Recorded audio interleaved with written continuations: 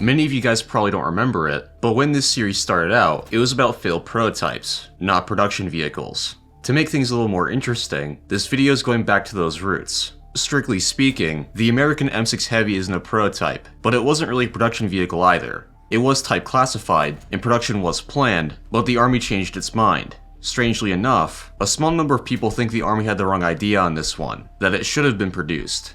This opinion is pretty interesting, as you would think that for a transcontinental conflict, a heavy tank wouldn't be ideal.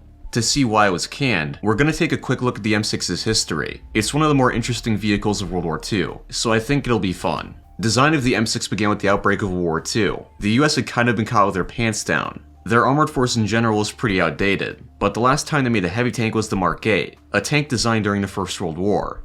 In May of 1940, it was recommended that a new heavy tank be developed. As originally specified, the vehicle would weigh about 50 tons, and have multiple turrets. The original configuration is honestly just a mess. It would have 4 turrets, 2 primary and 2 secondary. The 2 primary turrets would have 75mm T6 guns, essentially the same one used by the Sherman. One of the sub-turrets would have a 37, likely the same type used by the Stuart. For the other sub-turret, it would use a 20mm. The whole had 4 additional machine guns, with 2 being operated by the driver. Thankfully, it was realized this vehicle would be an overcomplicated mess, so it was heavily revised.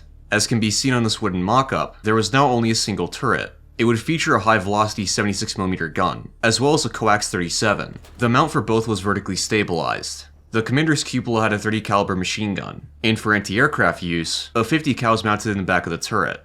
Another revision saw the crew specified to 6, a commander, gunner, driver, loader, assistant loader, and assistant driver. For the assistant driver, a mount with dual 50 cals was added. Building a big tank with lots of armor and a big gun's all well and good, but finding a way to power it, that's another thing, especially with Second World War technology. To keep the vehicle's mobility acceptable, it was estimated it would need a 1000 horsepower engine. There were aviation engines that could provide this, so a variant of the Wright R1820 was selected. Finding the engine wasn't really the issue. Finding a transmission that could handle it was. Eventually, several promising transmission designs were chosen. General Motors would develop a hydromatic transmission, Schneider Hydraulic Corporation would study torque converters, and General Electric would, unsurprisingly, make an electric system.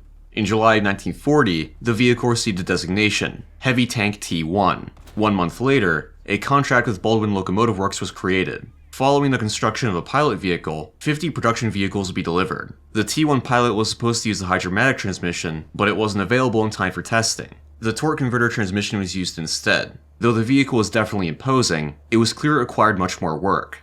Not only were there severe mechanical issues, but there were some layout changes that would need to be made as well. Further work saw the powertrain simplified, the fixed hull machine guns removed, the commander's cupola replaced, and the anti-aircraft machine gun removed. Eventually, development of the hydromatic was canned altogether. In May of 1942, the torque converter variant was type classified as the M6 and M6A1. The former had a cast hull, and the latter was welded. Though performance of the electric drive model, the T1E1, was considered superior, it was not approved for classification or production.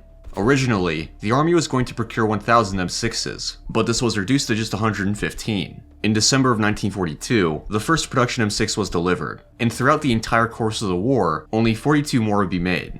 Simply put, the M6 had nothing going for it. It was still racked with issues. The transmission broke down, the suspension couldn't cope with the weight, the tracks were unsatisfactory, the ergonomics were awful, the ventilators weren't strong enough, and there simply weren't enough hatches for all the crew. Even putting those aside, the Army realized they had no real use for a heavy tank. For the theaters they were engaged in, a heavy tank's usefulness would be limited. If anything, it would be a logistical burden.